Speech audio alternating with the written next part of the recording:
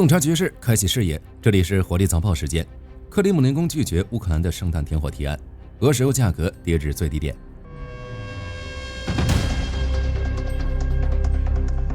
克里姆林宫发言人佩斯科夫明确表示，俄罗斯拒绝乌克兰提出的圣诞停火提案。他指出，停火会给乌克兰喘息之机，使其得以重新整合力量，准备后续战斗。佩斯科夫强调，莫斯科追求的是基于自身条件的和平，而非短期停火，主张通过达成广泛和平协议来结束冲突，保障俄罗斯利益及欧洲未来和平。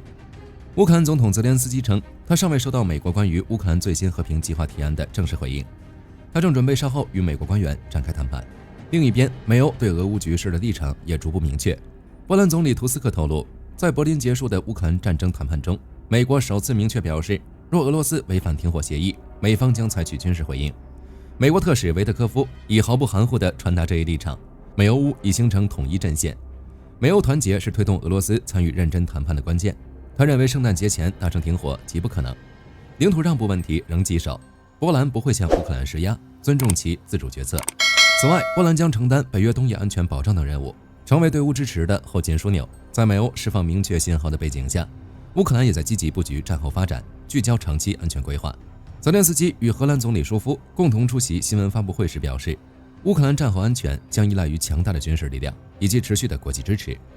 泽连斯基承诺，愿继续服役的士兵均可签署新合同，同时强调战后众多从平民转为军人的公民有权回归和平生活。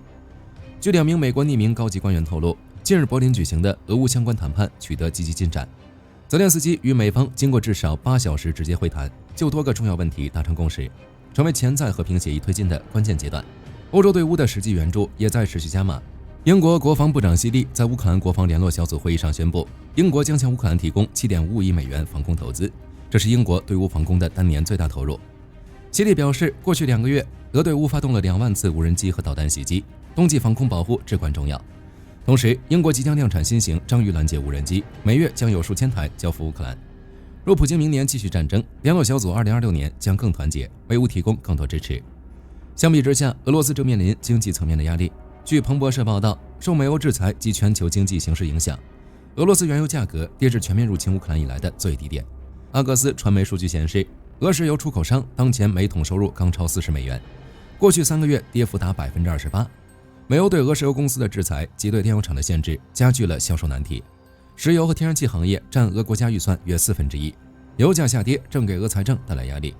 尽管俄对中印石油出口可观，但收入减少已成为莫斯科日益担忧的因素。全球油价近期也跌破每桶60美元。加勒比海地区，特朗普在社交媒体发文称，美国已集结南美史上最大规模舰队，包围委内瑞拉，并下令对所有进出委内瑞拉的受制裁油轮实施全面封锁。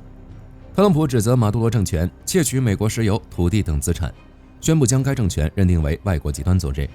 他还表示，拜登政府时期被送往美国的委内瑞拉移民和罪犯正被遣返，美国绝不允许他国掠夺自身利益。今天的早报到这儿就结束了，后续局势发展我们将持续关注。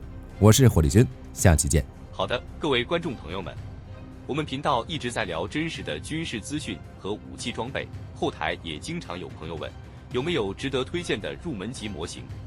今天就和大家分享一款近期接触到的产品。首先，它的外形还原度做得相当不错，比例准确，武器上的一些关键细节和标识也都有体现，材质也说得过去，拿在手上有不错的分量感。其次，它具备一定的可动性，对于理解基础操作原理有一定帮助，让它不仅是个静态摆件。综合它的做工和可玩性来看，价格确实比较亲民。对于想入门模型收藏，或者单纯想在桌上贴一个摆件的朋友来说，是一个性价比很高的选择。商品链接已经给你们上了，感兴趣的朋友可以自行了解。